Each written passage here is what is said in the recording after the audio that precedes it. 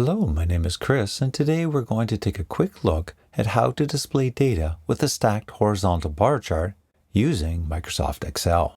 First, select the category labels and the numbers in your data set. Then, go to the Insert tab on the menu bar and click on the column chart icon. A drop-down menu will appear and choose the Stack Bar Chart. And just like that, Excel creates a stacked horizontal bar chart for you. First, I'll drag on the corner of the chart to make it bigger and easier to work with. Next, I'll double-click on the labels on the x-axis, which will open up the side panel. I will change 1.2 to 1, so now the scale is 100%. After that, I will add a title by simply copying and pasting the title from the spreadsheet.